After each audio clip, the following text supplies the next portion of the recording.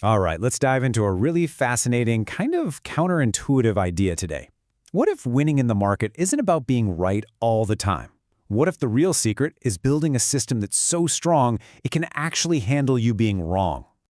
This whole thing got started from a comment I saw. Someone pointed out that, yeah, even if you're betting against the main trend, you can still make money on the little swings and dips along the way. And they're not wrong. And that, right there, is the whole game of market timing.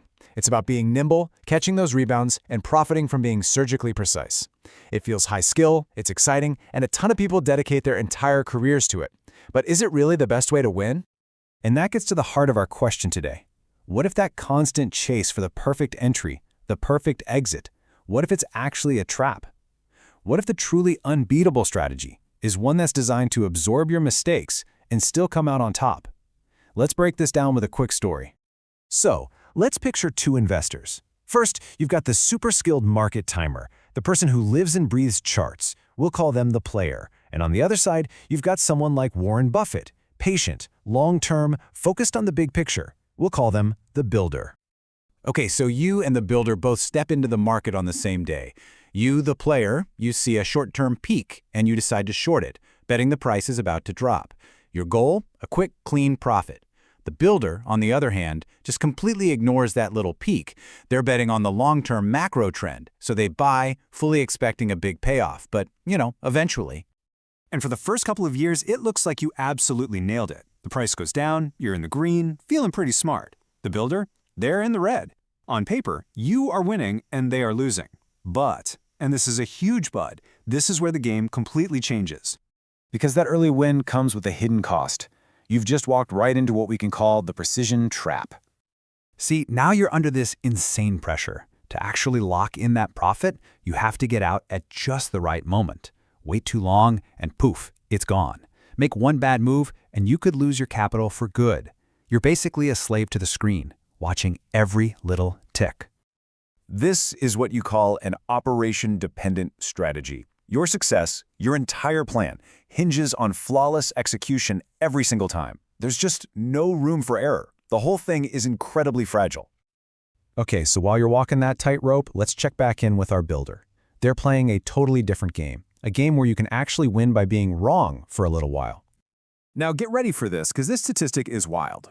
For many of his biggest wins, Warren Buffett is actually losing money. He's underwater more than 90% of the time in the first few years. So how on earth does someone who's wrong so often end up being one of the most successful investors ever? Well, the secret isn't his timing, it's his resilience. While you were busy celebrating that temporary win, he was using his massive cash flow to buy more as the price went down. For the builder, a price drop isn't a problem, it's a Black Friday sale. It's an opportunity. And this gets us to the absolute core concept, the margin for error. And look, this is way more than just buying something cheap. It's a deep structural advantage. It's a system built with so much cash and so much patience that it can survive the storm, even if the initial entry point was completely off. There's another fantastic term for this, fault tolerance. It's the system's ability to absorb mistakes and keep on running. When you have high fault tolerance, buying a little too early or selling a little too late isn't a catastrophe. It's not the difference between winning and total failure. It's maybe just the difference between a great return and a good one. Okay, so this all sounds great in theory, right? But how do you actually do it? How do you find these kinds of assets that give you that buffer, that don't force you to be a perfect market timing genius? Well, the source material gives us a pretty straightforward three-part checklist. First, you want to look for things that are fundamentally changing how we do things, stuff that dramatically boosts productivity, like AI or blockchain.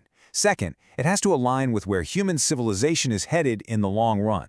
And third, ideally, it's something that can soak up value from growth in all the other sectors. Think about gold as a classic example of this.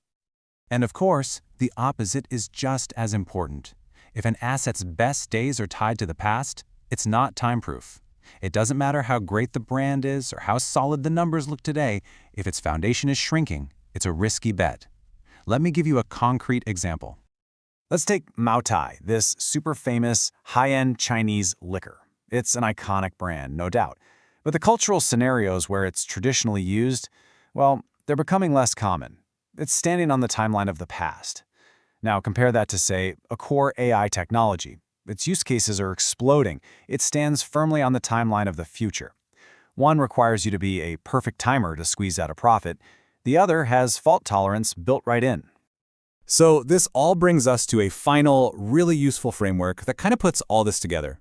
Think of it as the 3 levels of investing. As I go through them, just think to yourself, hey, where do I sit on this ladder right now?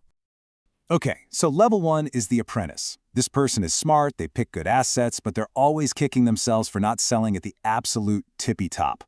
Level 2 is the PvP master. This is our expert market timer. They're so good at the game, they can probably make money on just about anything. And then there's level 3, the architect.